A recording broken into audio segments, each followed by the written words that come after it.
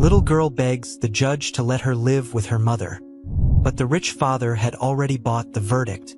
Outside the courtroom, the judge bitterly regrets his decision when he sees what the father was doing to the girl. Sarah Cooper walked through the bustling hallway of Franklin Public School with a faint smile, clutching a stack of art textbooks to her chest. She had just finished teaching her fourth graders a lesson on blending watercolors, an exercise meant to help them explore emotion through art.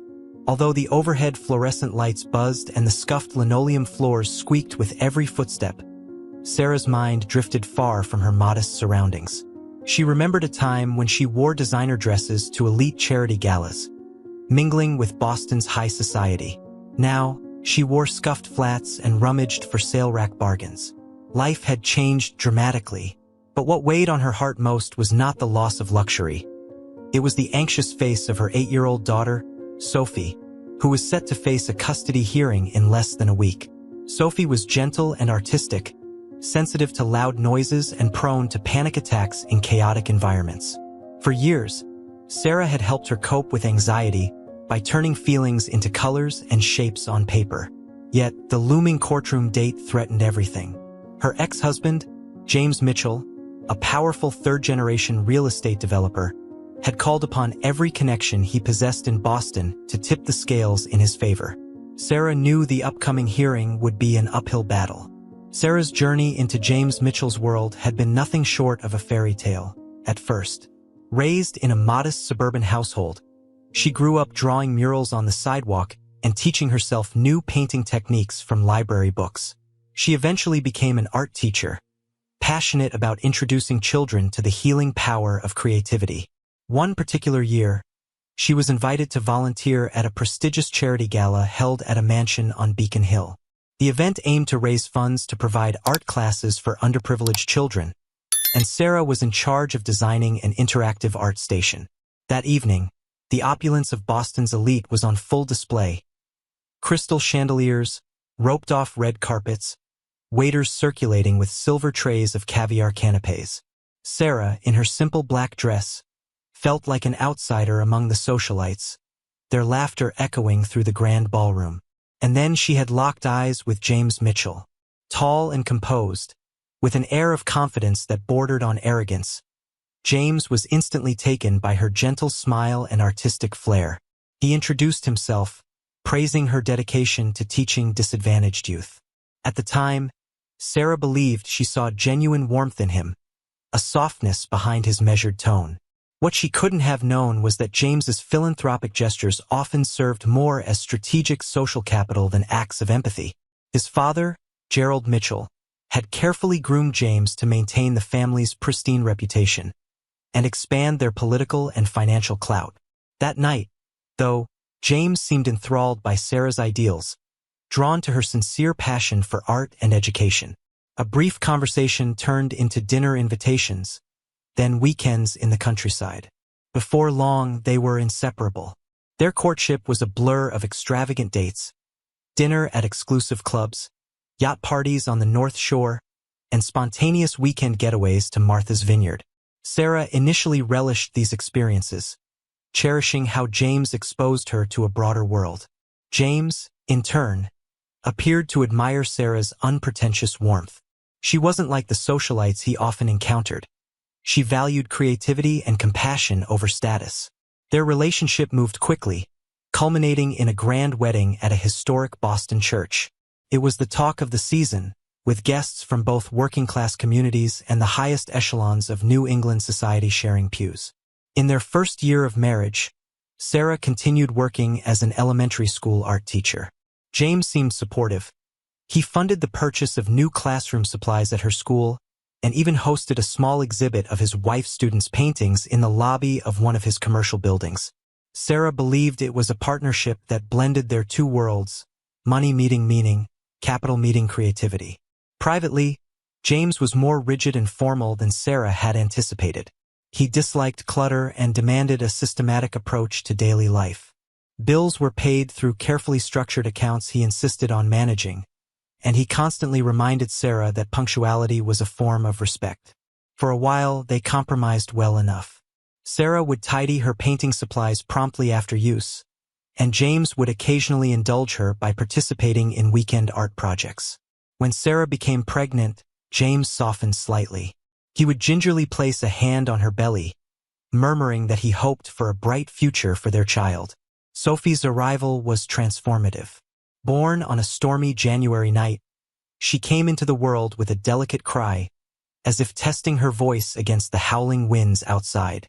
From the start, Sarah felt an instant bond with her daughter, a fierce maternal love that overflowed each time she rocked Sophie to sleep. James, on the other hand, took on fatherhood with clinical precision. He read parenting manuals that emphasized developmental milestones and began plotting out Sophie's future even before she could babble. Preschool, private elementary, and eventually an Ivy League path, he had the entire script ready. Yet Sophie was no blueprint baby. By age 6, she exhibited signs of severe anxiety. Loud noises made her cry uncontrollably, and she struggled to socialize with kids who teased her or insisted on playing competitive games. Sarah's instincts told her that art therapy might help. She started dedicating evenings to paint-by-number kits, abstract watercolor splashes, and journaling through drawing. Gradually, Sophie found solace in blending colors that represented her moods.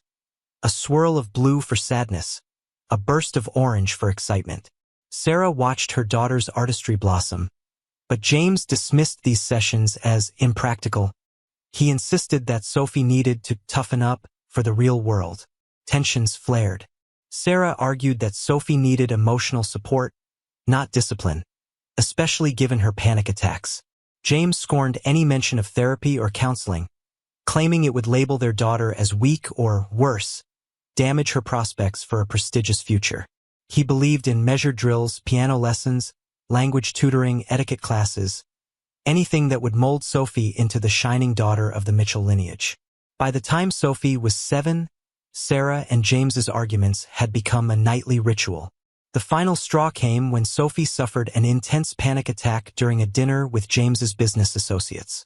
In front of a table of colleagues, Sophie began hyperventilating, eyes brimming with tears, as she clutched Sarah's hand desperately.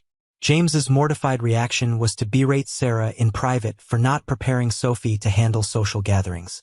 He even threatened to restrict Sophie from any more art-based coddling and demanded that Sarah focus on discipline. Unable to bear the constant tension and dismissive attitude toward Sophie's well-being, Sarah filed for divorce. That was when James revealed a different side, a strategic, ruthless side. Under the guise of protecting his finances during litigation, he convinced Sarah to resign from her teaching job.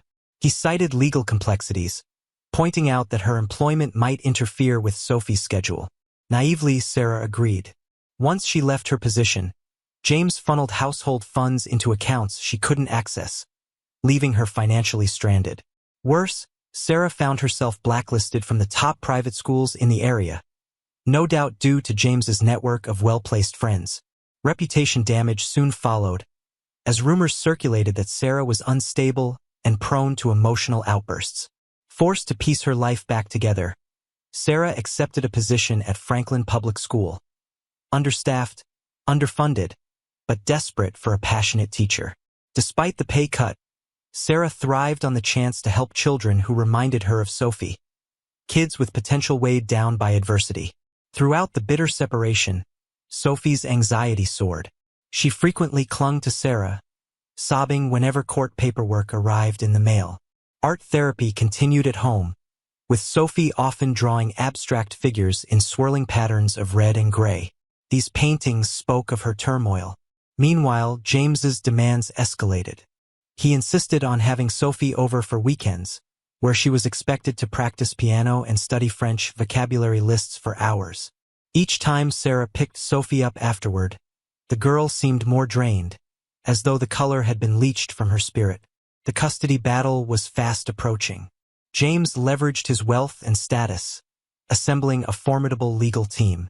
Sarah had no choice but to seek pro bono representation. Enter Linda Martinez, a tenacious attorney with a heart for social justice. She believed in Sarah's case, firmly convinced that a mother's nurturing was crucial for a child, especially one dealing with severe anxiety. Nevertheless, Linda knew the system was notoriously skewed toward whoever had deeper pockets, especially in a city like Boston, where old money mingled with the judicial ranks. In the months leading up to the trial, James made strategic moves to isolate Sarah further. He fed the media stories portraying Sarah as a struggling ex-wife who couldn't provide a stable environment. He hosted lavish fundraisers attended by local politicians and judges, consolidating his influence. Few dared to challenge a Mitchell in court. Quiet rumors spread that James had made significant donations to the re-election campaign of Judge Michael Harrison, a respected figure with a decades-long record of integrity. Sarah thought this was out of character for Harrison, who was known for championing honest hearings. She had met him briefly years ago at an education forum. He seemed the kind of man who valued fairness above all else. But something felt off. Sarah barely slept in the nights before the hearing, haunted by nightmares of losing Sophie to James's cold, perfectionist household. She couldn't fathom her daughter's gentle spirit thriving there. On the final Sunday before the trial, mother and daughter painted a sunset together, blending watercolors in silent harmony. Sophie's little hand was steady, her expression calm for the first time in weeks. When the piece was complete, Sophie gently pressed it into Sarah's hands.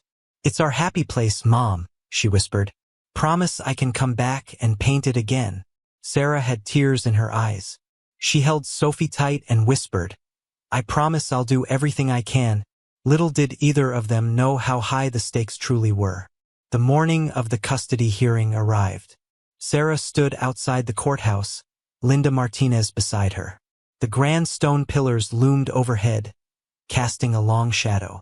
Sarah was trembling, but a fierce resolve burned in her chest. She glanced at Sophie, pale and wide-eyed, her tiny fingers wrapped around Sarah's. James approached, flanked by his imposing lawyers. He wore a crisp navy suit and a thin smile that barely concealed his confidence. Inside, the corridors buzzed with hushed conversations. Sarah could see the door leading to Judge Harrison's courtroom at the end of the hall. She inhaled sharply. Everything, her maternal love, her life's meaning, hung in the balance. In that charged moment, Judge Michael Harrison emerged from his chambers. He paused, locking eyes with Sarah. She saw a flicker of guilt or conflict etched in his lined face. Was there still a shred of fairness left in the system? Or would James's power override all sense of justice? Sarah clenched Sophie's hand. Linda leaned in to whisper, "Ready?" Sarah exhaled. "I have to be," she said, stepping forward. They pushed open the heavy doors, bracing themselves for the battle to come. The tension in Judge Harrison's courtroom was palpable, like the charged atmosphere right before a summer thunderstorm. Rows of polished pews gleamed under fluorescent lights, and the towering mahogany bench gave the judge a commanding vantage point. Sarah swallowed hard as she took her seat next to Linda, facing the long, wooden tables that separated them from James and his legal team. James's lawyers laid out thick binders, brimming with documents and expert analyses. Linda's resources were far more modest. A thin folder of evidence and a few photographs showing Sophie's joyful engagement in art therapy sessions with Sarah. A bailiff signaled everyone to rise. Judge Harrison entered, his black robe swishing around his ankles. His face remained impassive, a mask of judicial neutrality that Sarah struggled to read. Only the subtlest tremor in his brow hinted at inner conflict. He cleared his throat before beckoning both parties to begin. James's lead counsel, a silver-haired attorney named Howard Brantley, strutted to the podium. In measured tones, he detailed James's impeccable background. A third-generation real estate developer, a pillar of the Boston philanthropic scene, and a devoted father. Brantley introduced a series of paid experts who testified about the value of structure in a child's upbringing. One child psychologist, a man with thick-rimmed glasses, cited studies that emphasized the benefits of rigor in academic and extracurricular scheduling.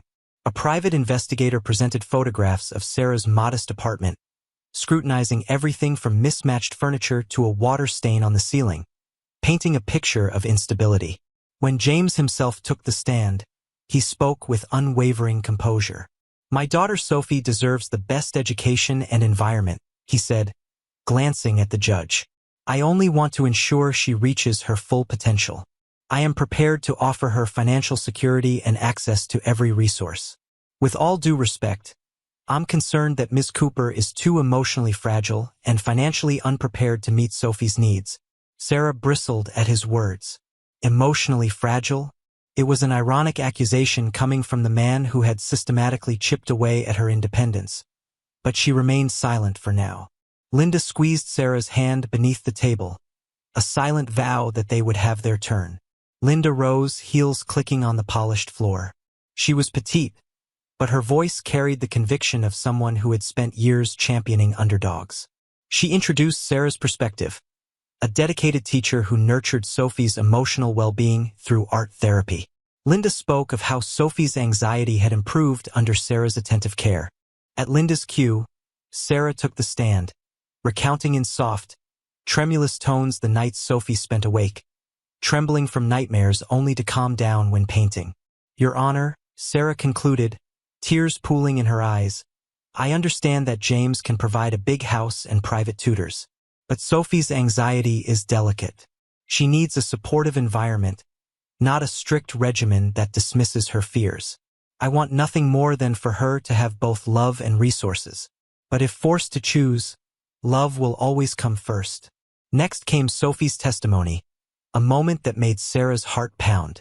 The bailiff led the 8-year-old to the stand. Sophie's small frame seemed dwarfed by the large wooden chair, and her trembling voice wavered in the hushed courtroom. She explained how drawing helped her talk about feelings she couldn't express in words. She spoke of the panic attacks that overtook her when pressured too intensely, and how her mother's gentle presence brought calm. Judge Harrison's gaze softened slightly, particularly when Sophie explained that playing the piano for 3 hours every Saturday at her father's house made her chest feel tight and her lungs burn. In that moment, Sarah saw compassion flicker across Harrison's face. But then his features hardened once more, an internal battle lurking just beneath the surface. Unbeknownst to Sarah, Judge Harrison was waging a private war inside. His wife, Carol, was battling advanced breast cancer, and the cost of her treatments had ballooned beyond anything their insurance could cover. The Mitchell family, through a network of charitable funds and well-timed donations, had discreetly offered to support Carol's medical journey. It was not a direct bribe in an envelope, but the correlation was impossible for Harrison to ignore. His wife's life hinged on expensive medication. The Mitchells had found the perfect vulnerability. As Sophie finished her emotional testimony, Judge Harrison felt a knot tighten in his gut. He saw shadows of his own daughter, long grown and moved away, in Sophie's trembling expression. He recalled how his little girl used to suffer from night terrors, and how he and Carol would sit by her bed, telling her stories of enchanted forests and gentle fairies until she drifted back to sleep. A wave of regret washed over him. But he had allowed the Mitchell money to seep into his life, or rather, his wife's life-saving treatments. And a part of him knew that any ruling against James might jeopardize that desperately needed funding. After the final arguments and a tense recess, the court reconvened. Sarah's pulse hammered in her throat. She clutched Linda's hand, silently praying for a miracle. Sophie sat beside her, arms wrapped around her mother's waist. On the other side, James straightened his suit jacket, exuding unbreakable confidence. Judge Harrison delivered his ruling with a voice that sounded almost detached. He acknowledged that Sophie had emotional needs, but stated that James could provide a structured environment proven to benefit children's growth. Despite Sophie's plea to remain with her mother, Harrison's final words echoed like a funeral bell. Custody of the minor child, Sophie Mitchell, is hereby awarded to Mr. James Mitchell. Gasps rippled through the courtroom. Sarah felt the world crash around her. She squeezed Sophie so tightly that the bailiff had to intervene. Sophie's cries reverberated through the silent chamber. Even Linda Martinez seemed momentarily speechless. James's lips curved into a tight, triumphant line. A hush settled as Harrison looked down from the bench. Was that remorse in his eyes? Sarah thought she caught a fleeting moment of anguish. But it did nothing to dull the pain of losing Sophie. Nothing to erase the image of James's lawyers smiling, exchanging firm handshakes as though they had just sealed another profitable deal. Court adjourned. The press waited outside, camera flashes strobing through the marble corridors. James's legal team quickly ushered him and Sophie away, while Sarah stood frozen in disbelief. Linda gently placed a hand on her shoulder, guiding her to a quiet corner. "We can appeal," Linda whispered, though her voice lacked its usual spirited defiance. "We can gather more evidence." But Sarah barely heard her. Every thought focused on Sophie. She desperately scanned the corridor, catching sight of Sophie's tear-streaked face as James's lawyer led her toward a side exit. Sophie reached out with trembling fingers, calling for her mother. "Sophie!" Sarah cried, darting forward. A security guard blocked her path. James gripped Sophie's hand, pulling her along. "Don't make a scene," he said sternly to his daughter, though his eyes flickered with a mixture of victory and impatience. Behind them trailed Judge Harrison, looking burdened and haunted. Sarah locked eyes with him once more, silently pleading. He turned away, shoulders sagging under a weight she did not yet comprehend. As the crowd thinned, Sarah and Linda made their way to the corridor where Sophie had disappeared. A wave of heartbreak seized Sarah the moment she heard Sophie's muffled sobs echoing off the marble walls. The corridor led to a restricted exit. Sarah had no pass, no authority to go beyond. She slumped against the wall, tears streaming down her cheeks. Linda tried to console her, but words felt hollow. "I'm so sorry," the lawyer whispered. "This isn't over." Around the corner, Judge Harrison paused. He could hear Sophie's soft cries, hear Sarah's desperate pleas. He wanted to step forward, to say something. Anything that might mend what his verdict had shattered. But the memory of Carol's hospital bed and the Mitchell-sponsored checks for medical bills played over in his mind. Silently, he clenched his fists and walked away. While Sarah crumpled under the weight of her loss, James's team was already tying up loose ends. Money had exchanged hands through a series of charitable donations and shell organizations. Everything appeared legal on the surface, shielded by layered transactions.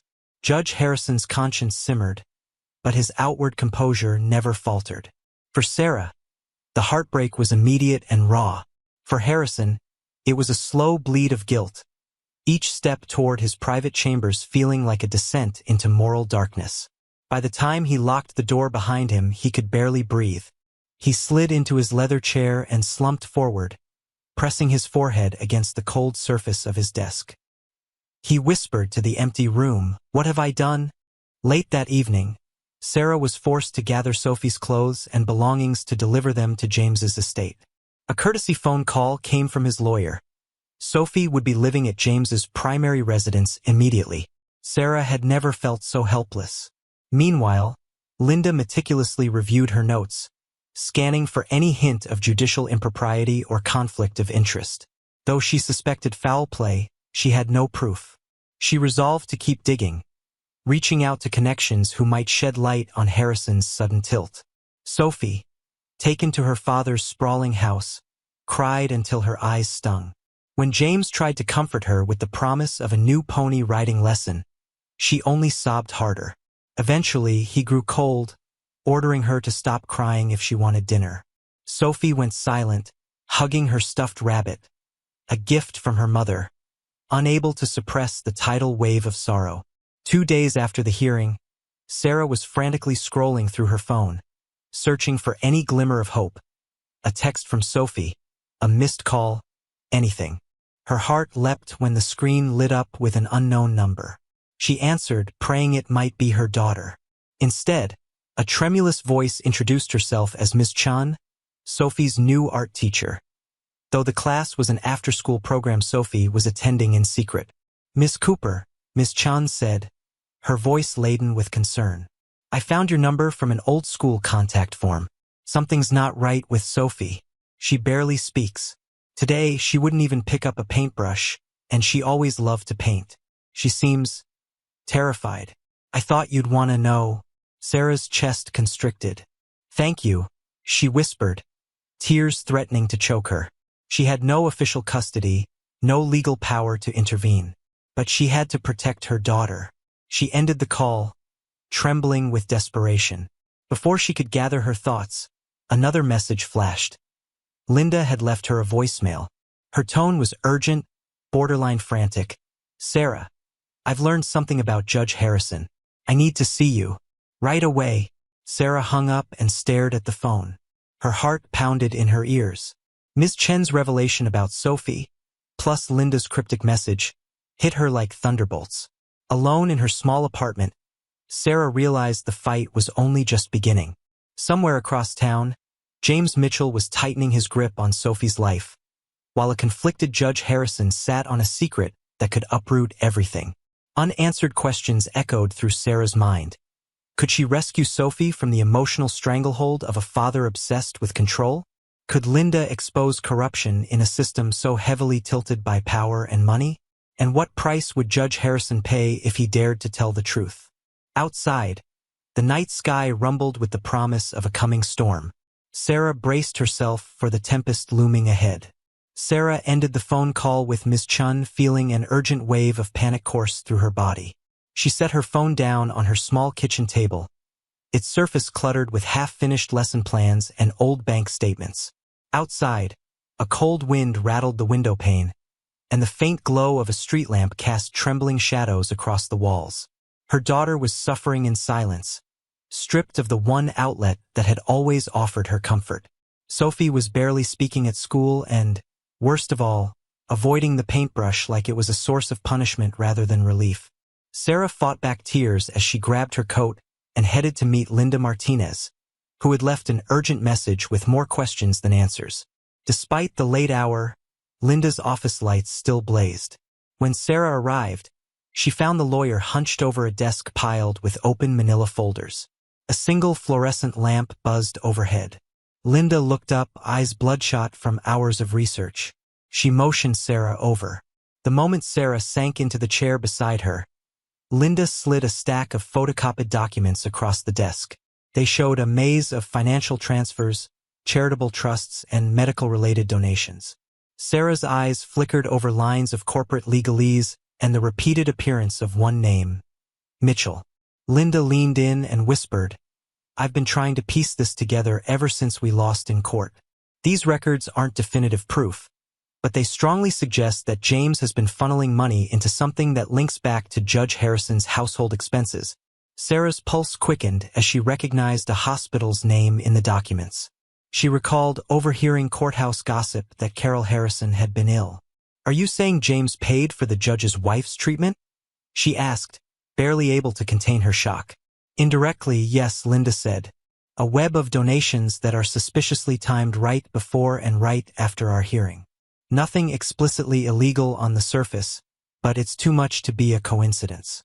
I also discovered that a so-called charity board Harrison once chaired was reactivated around the time Carol's cancer got worse. Then a trust associated with James's real estate conglomerate made a sizable contribution. Sarah's initial horror flared into a quiet, determined anger. "What can we do with this?" Linda closed the folder. "We don't have enough yet to definitively accuse a sitting judge of corruption. But it's a thread, and if we keep pulling, maybe the whole thing unravels." A heavy silence filled the room as they considered the ramifications. Confronting a well-connected developer and a respected judge sounded like an act of sheer futility. Yet, Sarah thought of Sophie and how her daughter's voice seemed to be slipping away. She refused to let fear paralyze her any longer. Rising from the chair, she told Linda, "I'll do whatever it takes. I just need to see Sophie safe." Linda offered a resolute nod. "Then we start by talking to anyone who's witnessed how James treats Sophie. We need credible witnesses and more concrete evidence." They parted ways in the empty parking lot, each bracing against the biting wind. Sarah drove home, her mind a churn of anxious plans. She wondered if Ms. Chun could help. Perhaps the art teacher had seen something more specific than just Sophie's silence. Maybe she had overheard James's instructions to staff or witnessed direct emotional abuse. Sarah clung to the hope of turning Ms. Chen's observations into a lifeline. Early the next morning, Sarah arrived at the community center where Ms. Chun taught after-school art classes. It was a modest brick building with a single large room partitioned into art stations. Children's paintings of rainbows, family portraits, and swirling abstract shapes covered the walls, brightening the dingy space. Miss Chun greeted Sarah with a warm but worried smile. She spoke quietly, mindful of the handful of kids scattered around, busy with colored pencils and glue sticks. Sophie used to arrive so enthusiastic, Miss Chen explained, leading Sarah to a far corner where she stored completed artwork. She'd practically run to the paint station. But recently she's refused to even look at the brushes. Sarah noticed a small drawing pinned to the corkboard. It featured a lone figure in black, standing under a gray sky. The child who had drawn it had scrawled the word, "Why?"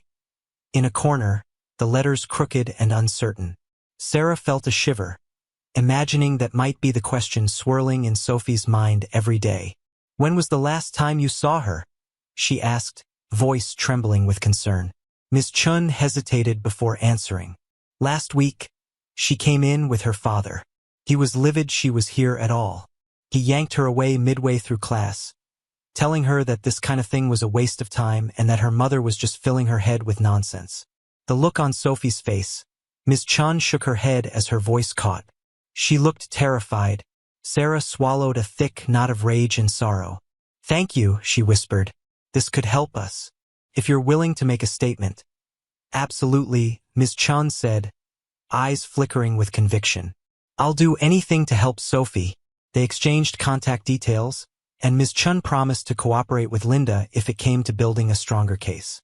Before leaving, Sarah took a moment to gaze at the display of children's art.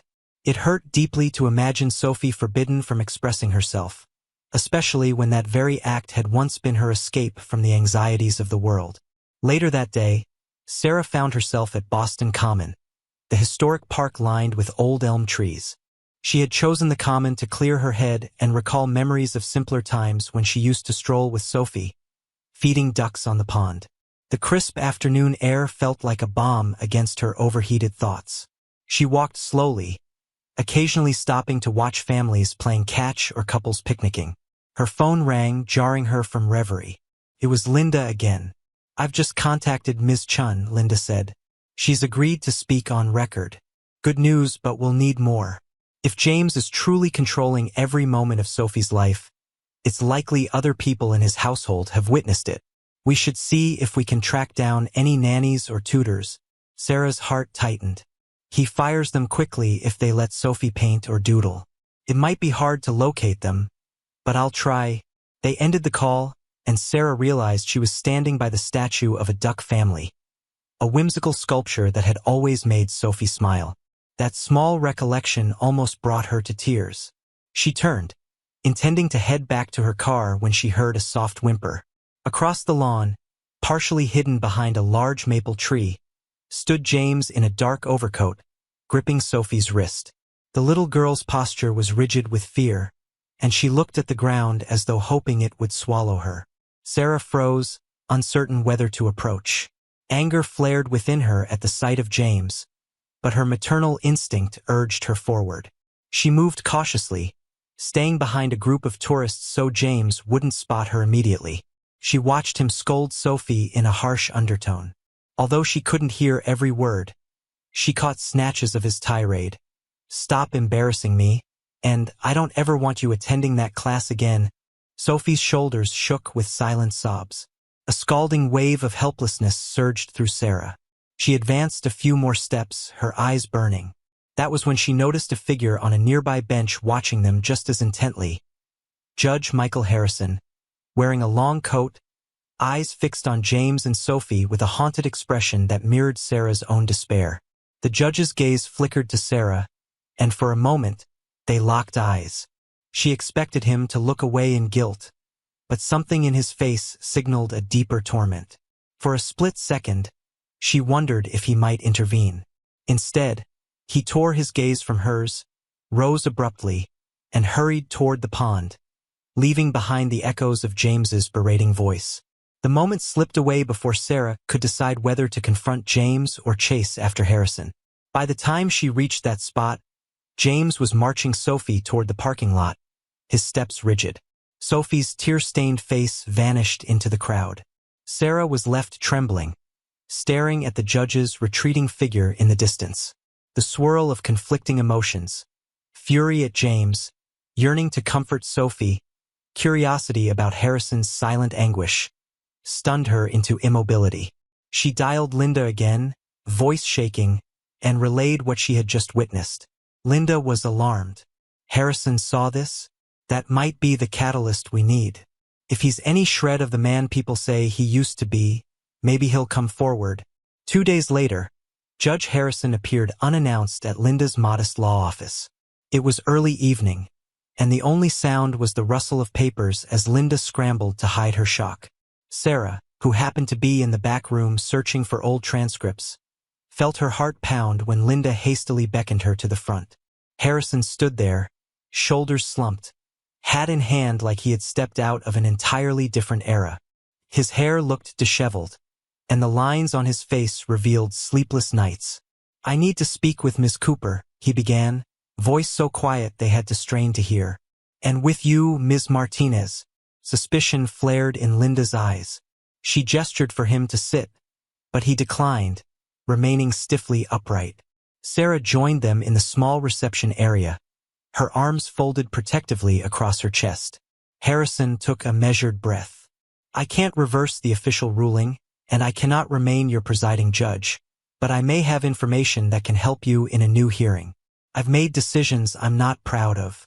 What I saw at Boston Common confirmed things I was trying to rationalize away." Linda pressed him. "Then tell us everything. If James used financial leverage against you, or if there's any evidence that Sophie is in danger, we need it." He hesitated, the flicker of shame in his eyes growing more pronounced. Slowly, he explained how mounting medical bills for Carol's cancer had left him desperate. He admitted that Mitchell's various trusts and philanthropic funds had conveniently arrived at the right time. It wasn't a direct bribe, but it was enough to sway him. Sarah swallowed the bitter taste of validation. The heartbreak of losing Sophie had always hinted at corruption, but hearing it confirmed felt like salt on an open wound. Harrison's voice trembled. "I saw James gripping Sophie's arm that day in the park, and I realized how I'd failed that child. Carol's treatments are ongoing, but I can't ignore what I've done. I need to make this right, even if it costs me everything." A swirl of emotions crossed Linda's face. Anger, relief, maybe even pity. Sarah, for her part, fought back tears as she envisioned Sophie's frightened eyes. She finally said, "If you truly want to help, we need documentation. We need to show that James isn't just strict, he's emotionally abusive. And we need proof you were compromised." Harrison nodded solemnly. "I've started gathering records. Transactions, emails, memos. I've also spoken to a teacher of Sophie's who reached out. Miss Chun, is it? She told me about Sophie's worrying behavior at school. And I've learned that James fired 3 nannies in a row for letting Sophie engage in painting. He even installed surveillance cameras in her bedroom to ensure she doesn't draw." Linda's eyes widened. "That's exactly the kind of pattern we can use in court. But we must be careful. If James' suspects were assembling a case, he'll bury the evidence or intimidate witnesses. He has the means to do it." Harrison's gaze flickered with genuine remorse. "I'll do whatever it takes. I don't expect forgiveness, but I won't rest until that child is out of his grip." Sarah allowed herself a tentative shred of hope. A strange alliance had formed. A disgraced judge, a mother desperate to save her daughter, a tenacious lawyer, and an empathetic art teacher. The stakes rose with every passing day. They couldn't let James suspect they were planning a renewed custody hearing. For her part, Sarah took a leave of absence from work to focus entirely on gathering statements, medical reports, and anything else Linda requested. Ms. Chun dug into contact lists for any families or staff who'd left James's employ. Linda arranged to speak with them quietly, vetting each story for consistency. Harrison, however, found that the hardest part of his newfound determination was facing Carol. One late night, he came home to find her awake in the living room, the soft light of a table lamp illuminating her pale features. The progression of her illness had left her thinner, but her eyes were as sharp as ever. She held a small sheaf of papers, transaction receipts linking the philanthropic fund to her hospital bills. He froze, heart pounding, as she met his gaze. "Michael," she said softly, "I've known something was wrong for weeks now. You come home at odd hours, you barely sleep, and I've seen your conscience tearing you apart. Are these the reason?" He sank into the chair opposite her. "I never wanted you to worry," he began, voice cracking under the weight of his guilt. "I made a terrible mistake. I put my integrity up for sale. I did it for you, but that doesn't make it right." Tears glistened in Carol's eyes, though her voice steadied. "I won't accept that. If my health meant you losing your morality, I would rather forego the treatment. Michael, you have to fix this. We can't take that man's money at the cost of a child's future." He reached for her hand, and she squeezed his fingers gently, as though giving him permission to do the difficult thing. Her words fueled him. That very night, he locked himself in his study and continued compiling every piece of incriminating evidence he could find. He emailed Linda scanned documents of bank statements and donation records, every detail meticulously annotated. The deeper he dug, the clearer it became that James had manipulated more than just this single custody case. There were discrepancies in property settlement rulings, suspiciously short sentencing in real estate fraud lawsuits, and a pattern of quiet influence that had netted Mitchell an almost impenetrable shield within Boston's legal community. A week passed. Sarah's phone buzzed continuously with updates, each tiny revelation forming another piece of the puzzle. Miss Chun managed to locate one of Sophie's former nannies, a kind woman named Harriet, who revealed that James had ordered her never to let Sophie use crayons or paint. When Harriet allowed Sophie to color in a simple children's book, James erupted in rage and fired her that very night. Harriet testified that she had seen him yell at Sophie for being weak or acting like her mother. Linda took careful notes, grateful for the nanny's willingness to be interviewed on record. As the days wore on, Sarah felt a renewed sense of urgency. She had not seen Sophie in nearly 2 weeks, apart from rare glimpses during scheduled phone calls that James often cut short. When she asked Sophie how she was, her daughter responded in monotone, offering single-syllable answers. The sparkle and musical lilt once evident in her voice seemed to have vanished. At night, Sarah would lie awake recalling her daughter's colorful drawings taped around their old apartment and wonder if Sophie remembered the promise they had made to paint that bright sunset again. Linda finally decided they had enough to file for an emergency hearing. The usual process would take months, but with Judge Harrison's mounting evidence and willingness to come forward, they hoped to expedite a review. The strategy was perilous. If James got wind of their plan too soon, he might intimidate or buy off witnesses.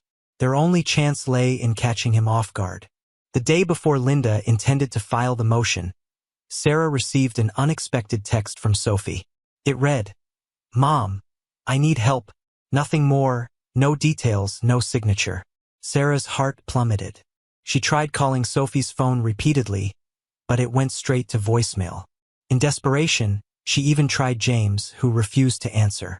The next morning, Linda marched into the courthouse with Harrison's documents in a sealed envelope, Harriet's affidavit in hand, Ms. Chen's statement, and an official request for an emergency custody reevaluation. The wheels were set in motion. Sarah was at home, numb with worry, when her phone rang. The number was blocked. She answered, half expecting it to be Sophie again. Instead, James's crisp, measured tones stabbed through the line. "So you think you can pull a stunt like this and ruin me?" he said, quiet fury barely masked.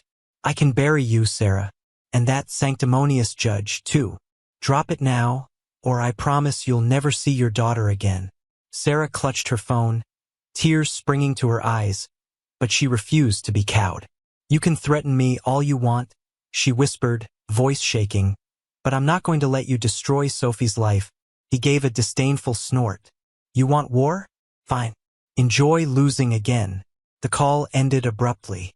Sarah's hand shook so violently that she nearly dropped the phone. She called Linda, who assured her that the hearing date was set for 3 days later. They had precious little time to brace themselves for James's counterattack. Harrison prepared to go on record about the bribes, fully aware it could end his judicial career. Ms. Chun promised to appear, Harriet likewise. They all knew James would come armed with an army of high-priced lawyers and plausible deniability. On the eve of the emergency hearing, Sarah received a cryptic note from a courier service.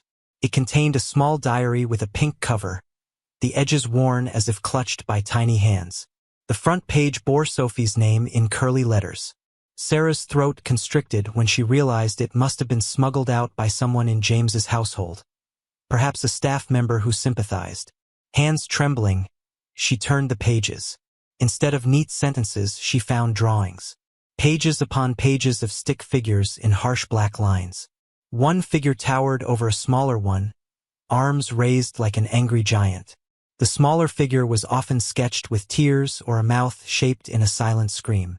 In one haunting image, the larger figure ripped a paintbrush from the smaller figure's hand and snapped it in two.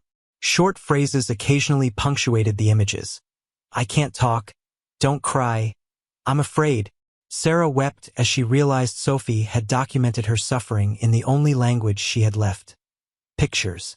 She called Linda, who advised her to keep the diary safe and submit it as evidence at the hearing.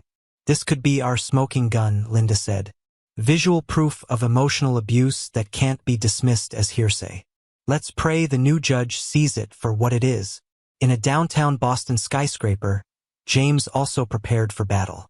He confronted Harrison in a private phone call, warning him that if he dared to testify, James would expose the entire fiasco, claiming Harrison sought bribes from him. Harrison hung up without a word and placed the phone on his desk, a swirl of dread and determination twisting in his gut. He refused to let intimidation dictate his next move. A single lamp illuminated his cluttered desk, and in its glow, the confession letter he had drafted lay waiting, naming names, detailing every compromised ruling, and condemning the circumstances that had led him to betray his judicial oath. At dawn, Sarah prayed for strength while sipping cold coffee.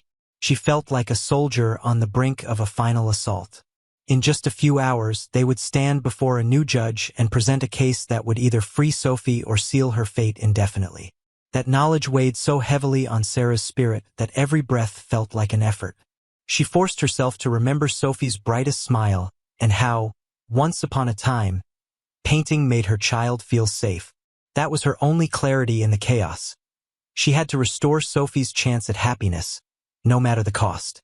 When Sarah arrived at the courthouse, a group had already gathered. Linda, Miss Chen, Harriet, and even the newly contrite Harrison.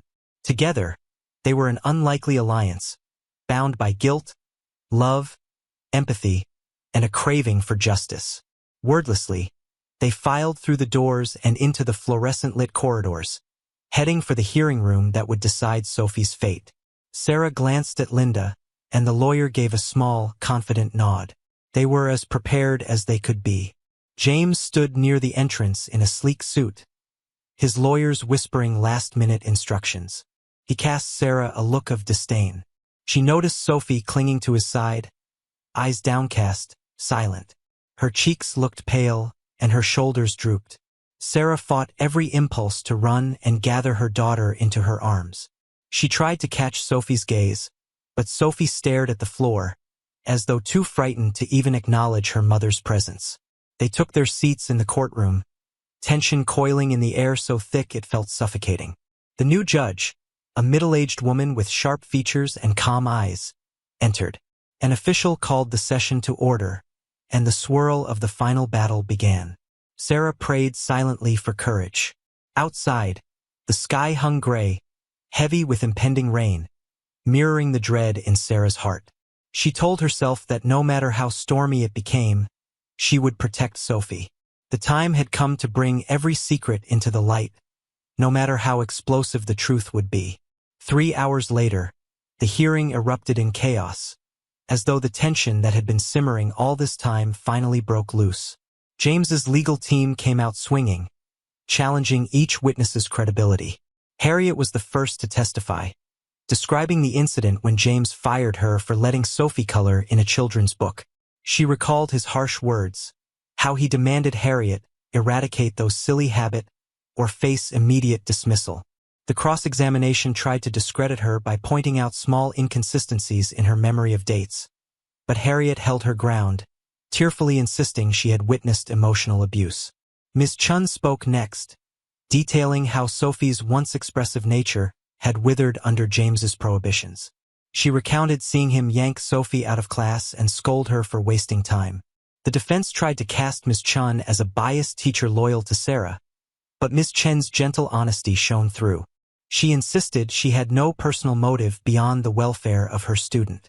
Sarah felt a flicker of hope as each testimony chipped away at James's immaculate facade. Yet the real shockwaves came when Judge Harrison took the stand. There was an audible hush in the courtroom as he explained his own role, his voice faltering under the weight of his confession. He described how financial pressures tied to his wife's cancer treatments had led him to rationalize the acceptance of Mitchell's donations. He spoke of the moral torment he felt upon seeing Sophie's distress. By the time Harrison finished, the tension was so thick that half the observers seemed to be holding their breath. Even James's expensive lawyers struggled to maintain their composure. The fallout of a compromised judge's confession could shatter more than just the immediate custody case. James himself was visibly shaken, though he put on a stoic front.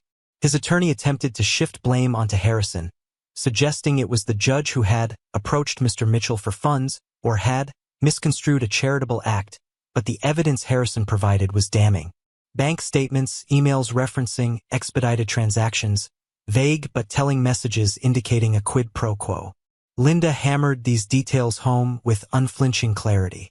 Adding to the turmoil, Carol Harrison appeared in the back of the courtroom. Looking frail but resolute, she approached the witness stand, her movements slow from illness.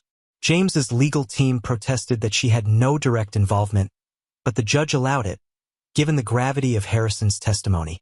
Carol described how she discovered the donation records, how she confronted her husband, and how she refused to let Sophie suffer because of her medical crisis. Tears shimmered in her eyes as she made her plea. No child should pay this price for my health. Sophie deserves a chance at happiness. I stand by my husband's confession, even if it means he loses his position. At that point, the hearing felt like an earthquake. James's mask of composure finally cracked. He lurched to his feet in anger, raising his voice to object. The bailiff admonished him to remain seated. James's lawyers frantically tried to control the damage, but there was little they could do to stem the tide. The diary Sarah had brought, a quiet exhibit waiting in Linda's files, was about to take center stage. Linda carefully approached the bench and requested permission to present Sophie's diary into evidence. The judge granted it, and Linda handed over the small pink book. Page by page, the new judge flipped through the drawings, her face reflecting a deepening horror. The childlike scrawls told a story no spoken words could fully capture. A father looming over his daughter, a paintbrush broken in two, repeated images of a smaller figure trapped in a darkened room. When Linda pointed out the words scribbled on certain pages, "I can't talk. I'm afraid," the judge paused for a long moment. A hush settled over the courtroom, broken only by the soft hum of the overhead lights. In a trembling voice, the judge asked if Sophie could verify she had made these drawings. Sophie, seated with her father, looked tiny in the large wooden pew. She hesitated, eyes darting to James, who glared at her with a silent warning. Linda gently requested permission for Sarah to approach Sophie. The judge considered for a moment, then allowed it. Sarah moved slowly, tears brimming in her eyes, and knelt beside her daughter. "Sophie, sweetheart," she murmured. "No one can hurt you here. Did you draw those pictures?" Sophie's lower lip trembled. She cast one fearful glance at James before shifting her gaze back to her mother. Her voice emerged in a near whisper. "Yes. It was the only way I knew how to tell someone." A weight seemed to lift from the room. Linda quietly led Sophie away from James's side, and the judge permitted it, evidently disturbed by the child's fear. James's lawyers clamored to claim the diary might be fabricated or that Sarah coached Sophie, but the mood in the courtroom had already turned decisively. Too many stories, too much evidence, and now a small child's shaking voice aligned to paint an undeniable picture of control, intimidation, and bribery. As the hearing drew to a close, The judge announced that she would take the evidence under advisement and issue a ruling within 24 hours, given the severity of the allegations. James's team tried to protest, but the judge silenced them with a firm gesture. Sarah felt faint, as though the adrenaline that had sustained her was abruptly draining away. She held Sophie close. For the first time in weeks, her daughter rested her head on her mother's shoulder without looking over her own, no longer terrified of some unseen reprimand. James stormed out of the courtroom, phone pressed to his ear, presumably calling in favors or strategizing a last-minute reprieve. Linda and Harrison exchanged grim looks, aware that James was a cornered animal and could lash out. But for now, the tide had turned in Sarah's favor. Outside, reporters hovered. Word of a high-profile judge confessing to bribery had spread rapidly, and cameras flashed as they emerged. Linda instructed Sarah to remain silent, guiding her and Sophie through a side exit. They parted ways in the parking lot. Sarah, with Sophie's small hand in hers, turned to Harrison. She saw a man bearing the weight of a moral debt he could never fully repay. Still, she offered a quiet thank you, acknowledging that his decision to come clean might have saved her child. He responded with a rueful smile. "I wish I had done the right thing from the start," he said. "Whatever happens to me now, I can finally sleep knowing I helped that little girl." That night, Sarah and Sophie stayed together in Linda's spare room, not yet sure if James would attempt some last-ditch legal maneuver to reclaim his daughter.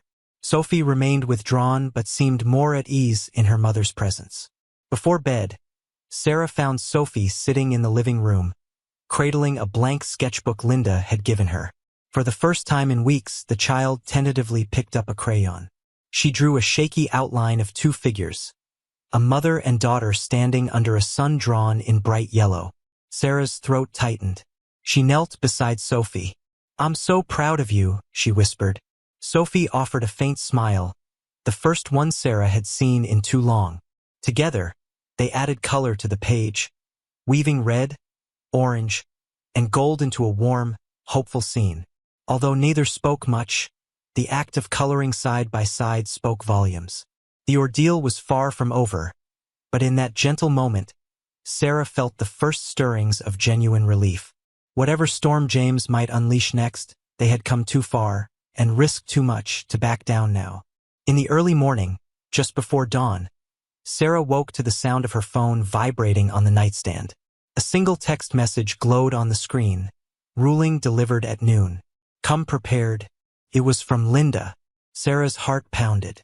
The final chapter of this courtroom battle was about to be written, and she prayed with every fiber of her being that justice would prevail.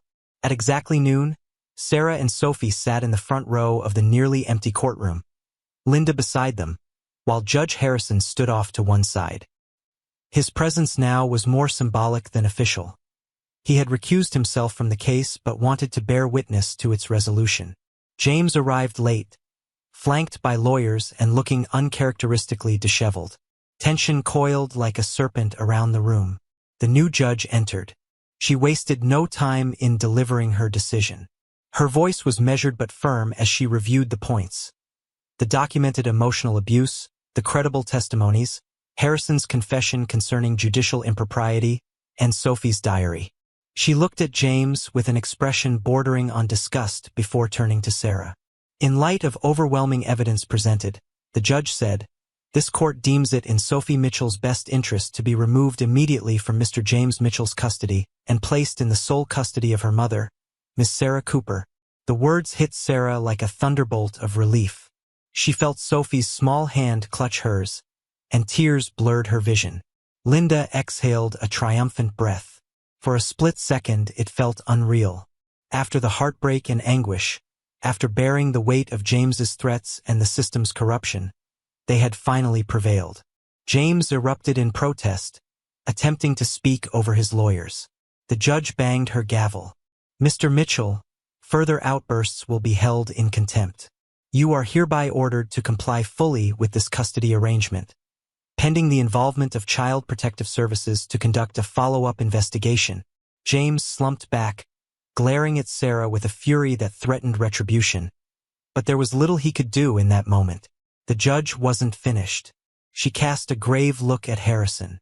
Your part in this is not forgotten. There will be a formal investigation into your conduct and possible disbarment proceedings. However, your cooperation has helped uncover a broader pattern of influence by wealthy litigants in family court. The relevant authorities have been notified. Harrison bowed his head. He had known this day would come from the moment he stepped forward. He would have to pay a professional and personal price, but at least Sophie would be safe. Carol, seated in the back, closed her eyes as tears slipped down her cheeks. Relief mingled with sorrow. This wasn't the ending they had once hoped for, but it was the best they could do under the circumstances. James stormed out of the room. Reporters and onlookers surged around him, peppering him with questions about alleged corruption. In the swirl of confusion, Sarah pulled Sophie close, feeling the child tremble in her arms. Linda placed a hand on Sarah's shoulder, offering a silent congratulations. They had won a bittersweet victory. Sophie had a chance to heal, but the cost had been high. A swirl of camera flashes and raised voices surrounded them as they made their exit. Harrison stood alone near the judge's bench, ignoring the reporters that now peppered him with shouted inquiries. He watched as Sarah and Sophie walked out together, the little girl clinging to her mother's hand. At the top of the courthouse steps, the cold December wind whipped through Sarah's hair. She guided Sophie through the throng of onlookers. Someone in the crowd yelled out, "Miss Cooper, how do you feel about the verdict?" Another asked, "What happens to Judge Harrison now?" Linda waved them off, shepherding Sarah and Sophie to a waiting car. Once inside, Sophie pressed close to her mother. Sarah planted a gentle kiss on her daughter's forehead, relieved to finally hold her child without the suffocating fear of losing her again. Their battle had reached a resolution, but the aftermath promised new challenges. James was not the kind of man to vanish quietly, and Harrison would soon face the consequences of his confession. Yet, in that moment, mother and daughter were together again, and Sophie had found enough courage to sketch out her inner pain. Sarah silently vowed to help her child rediscover the colors of joy and possibility. No matter what storms might come, they would face them together. High above the Boston skyline, clouds drifted apart, allowing a narrow beam of sunlight to pierce the gray. It seemed almost symbolic, a fragile sign of hope piercing through the shadows of deceit and corruption. Sarah looked at Sophie, who squeezed her hand. They had endured heartbreak, betrayal, and legal warfare. Now they would begin the long journey toward healing, and no bribe or threat would take them from that path again. Sarah drove Sophie home from the courthouse in a hushed car, one trembling hand on the steering wheel, the other clasping her daughter's small fingers. The early afternoon sun broke through the December clouds, illuminating tears of relief on both their faces. After so many weeks of fear and uncertainty, they could finally breathe. The judge's ruling was clear. Sophie was now back under Sarah's custody, free from James's punishing surveillance and rigid demands. Yet the aftermath of the hearing felt almost unreal. A swirl of relief tinged with the knowledge that life would never be quite the same again. When they reached Sarah's modest apartment, Sophie paused at the threshold, staring at the familiar living room with a shy sort of awe. The child had spent enough time in James's sprawling estate to forget the everyday comforts here. The crooked bookshelf filled with art magazines, the small kitchen table where she and Sarah once painted side by side, the frayed sofa that always welcomed them after a long day. Taking a tentative step forward, Sophie set down her backpack and turned to her mother. An unspoken question lay in her eyes, as though she expected James's voice at any moment, forbidding her from even picking up a pencil. "It's all right now," Sarah assured softly, ushering Sophie further inside. "This is home. No one will stop you from being yourself here." Sophie's lips parted in a faint smile, and she raised her arms for a hug. Sarah gathered her close, burying her face in her daughter's hair. They stood there for a long moment, mother and child reunited. Outside, the murmur of traffic carried on as if life were normal, a world unaffected by the storms they had weathered. That evening, Sarah pulled out a fresh set of watercolors she had saved for Sophie's return. She placed them on the table alongside a blank sketchpad, waiting to see if her daughter would approach. Sophie lingered by the sofa, hesitant, her fingers twisting the hem of her sweater. Eventually, she patted over and ran a gentle hand across the paint tubes. She selected a brush, dipped it into the blue paint, and stroked it across the page. At first, her lines were uncertain, quivering like a newborn fawn learning to stand. But slowly, the strokes gained confidence. Pale blues deepened to bold hues that danced across the paper. Sarah could see the tension draining from Sophie's posture with every brushstroke. "How does it feel?" Sarah asked, keeping her voice soft, not wanting to startle the fragile calm. Sophie glanced up, her eyes bright with tears. "It feels good," she whispered. Her voice, still timid, nonetheless held a note of relief. With those words, the tight coil of worry that had lived in Sarah's chest for weeks began to unspool.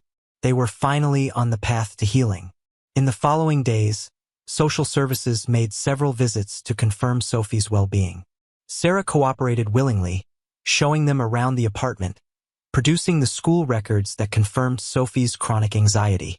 Miss Chun dropped by with encouragement and an offer of free art classes at the community center, whenever Sophie felt ready. Linda Martinez, never one to rest, worked behind the scenes to ensure James's legal avenues were limited. The tension that had pulsed through Sarah's life for so long gradually gave way to a cautious optimism. Yet not all clouds lifted easily. James still owned a powerful business empire, and Sarah had no illusions he would simply fade away. She braced herself for future battles, aware of how single-minded her ex-husband could be when he felt cornered. But for the moment, Sophie slept peacefully each night without fear. That was a victory in itself.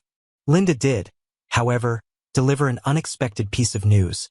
Child Protective Services have opened an investigation into James's parenting methods. And there are also inquiries into his financial dealings, real estate, hush money paid to local politicians, and so on. His empire isn't as stable as it used to be. Looks like more whistleblowers are coming forward. Sarah nodded, relieved that James might finally face consequences for his underhanded tactics.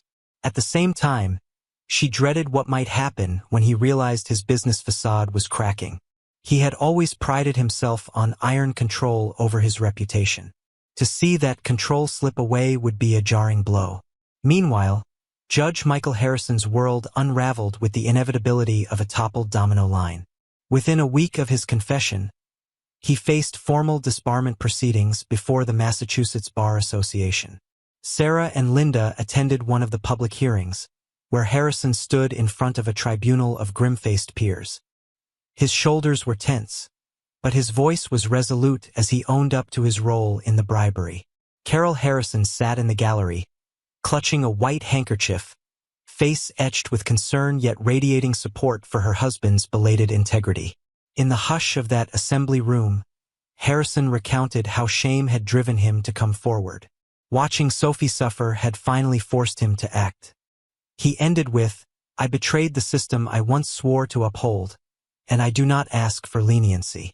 I only ask that the truth be known, so that children like Sophie will never again be pawns in the courtroom."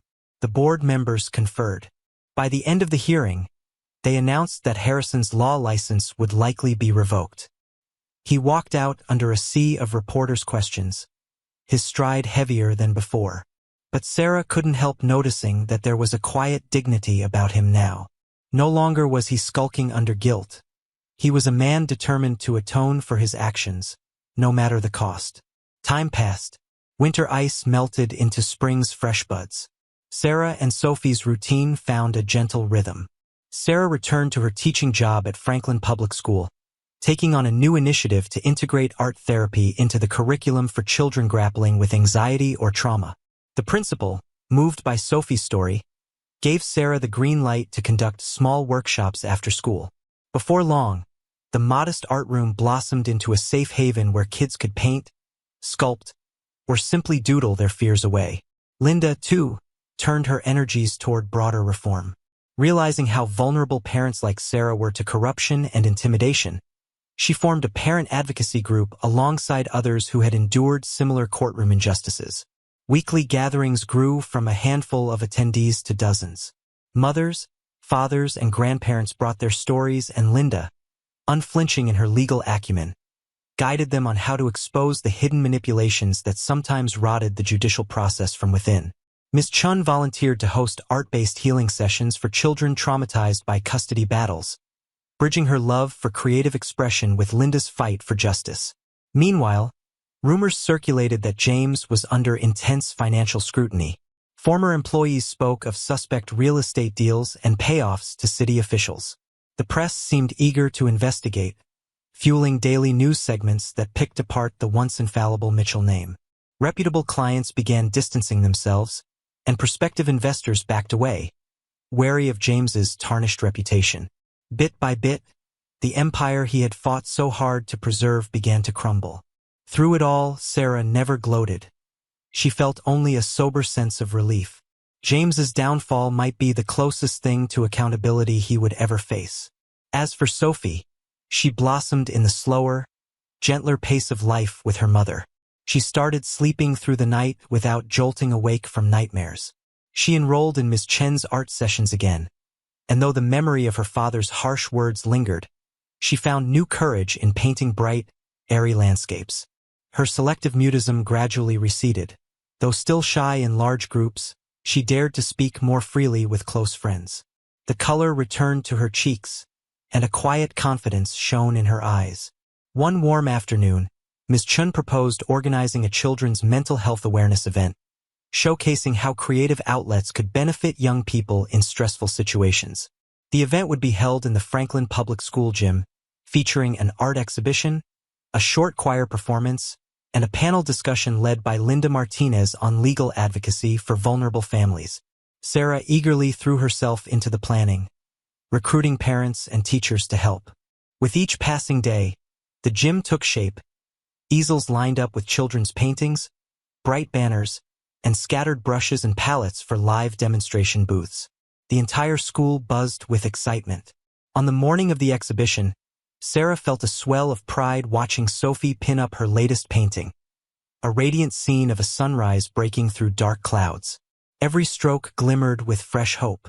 Parents and community members began trickling in, pausing to admire the bold colors and the stories behind each child's artwork. Sarah roamed the displays, beaming as she overheard the children explaining the emotions behind their paintings. Every mention of art therapy helped me feel better or colors make me braver felt like a personal victory. Midway through the event, Sarah's breath caught in her throat when she noticed Judge Harrison standing near the entrance. He wore civilian clothes, looking unsure, hands clasped behind his back. A year ago, such a sight would have made her tense with resentment. But their paths had changed, and so had both of them. She approached Sophie by her side. The judge offered a hesitant smile. "I heard about this event," Harrison said quietly. "I wanted to see how the children are using art to heal. My wife is feeling better these days, thank God. She sends her regards." Sophie studied him for a moment, then reached into the small art portfolio she carried. She pulled out a folded piece of paper and handed it to him. The painting was titled, "The Truth Sets Us Free." Against a background of swirling blues and yellows, two figures, one taller, one smaller, stood near a bright window. A beam of sunlight fell upon them, separating them from a looming shadow at the painting's edge. The color palette felt both gentle and triumphant, as if capturing the precise moment light conquers darkness. Harrison's eyes misted as he recognized the symbolism. A child stepping out of the shadow of fear, guided by someone's decision to tell the truth. He met Sophie's gaze, and though she still spoke softly, her voice was steady. "Thank you," she said, "for helping me go home." The judge blinked away tears and cleared his throat. "I don't deserve thanks," he murmured. "But I won't forget this painting or you." Sarah stood by, her own eyes brimming. In that small exchange, it felt as though a painful circle was closing. Whatever mistakes Harrison had made, he had chosen to rectify them at enormous personal cost. Now, standing in the midst of bright paintings and hopeful children, the heartbreak of that old courtroom seemed both distant and undeniably necessary, a catalyst that had sparked change. Later, Linda took the stage for a short speech. She commended the school's adoption of Sarah's art therapy curriculum and announced the formation of a new family court oversight committee. The audience applauded when Linda revealed that both Sarah and Ms. Chun had been asked to serve as founding members, ensuring children's voices would carry weight in future custody cases. It was a moment that underscored how far they had all come. From standing helplessly in a rigged system to actively shaping a more transparent and compassionate one. Throughout the afternoon, the exhibition attracted a steady stream of visitors. Friends, educators, child psychologists, even local reporters came to witness how art therapy could restore a child's capacity to speak their truth. Off to the side, Harriet, the former nanny fired by James, stood admiring Sophie's paintings with a smile that spoke of relief and validation. Ms. Chun scurried about, encouraging timid children to dip their brushes into vibrant colors. The room hummed with a spirit of renewal. By the time the last visitor left, the sun had begun its slow descent, painting the sky outside in soft oranges and purples. Sarah and Sophie were among the last to remain, helping to clean brushes and store easels. Finally, the two of them stepped outside onto the school's front steps, the warm air embracing them. Sarah sat down, pulling Sophie onto her lap. "How do you feel?" Sarah asked, lightly brushing a stray curl from her daughter's forehead. "Tired," Sophie admitted with a shy grin, "but good. Really good." They stayed there for a few minutes, watching the deepening colors of dusk. A silent understanding passed between them. This was the life they had fought for, one where fear no longer dictated their days. Sophie had her mother's gentle reassurance, and Sarah had her daughter's bright spirit. Together, they could face whatever came next. Before heading home, they spotted Judge Harrison standing under a lamppost near the school exit, quietly observing the last of the volunteers depart. Carol was with him, leaning on his arm. Even from a distance, Sarah could sense a relief radiating from them both, as though they too had discovered a measure of peace in this final chapter. A faint smile curved Carol's lips, suggesting that her remission was at least stable for now. A small grace after all the turmoil. Sophie waved at them. Carol waved back, and Harrison gave a nod, a gesture of respect and perhaps self-forgiveness. Then they turned and walked away, disappearing into the gentle twilight. Sarah squeezed Sophie's hand, taking in the moment. The Mitchell empire might still linger, and challenges could arise again. But for now, there was solace in seeing how many lives had been touched and changed by Sophie's story. Betrayal had led to truth, fear to courage, and heartbreak to a renewed faith in love's power to protect and heal. "Come on," Sarah whispered, standing up. "Let's go home, kiddo." Sophie nodded, clinging to her mother's hand as they headed to the car. Behind them, the school's lights blinked off, painting the windows in darkness. But the real glow remained in the small girl skipping by Sarah's side, her laughter drifting through the balmy evening air like a promise. They drove away, hearts light with the knowledge that a new season of their lives had begun, one colored by hope, integrity, and the artistry of second chances.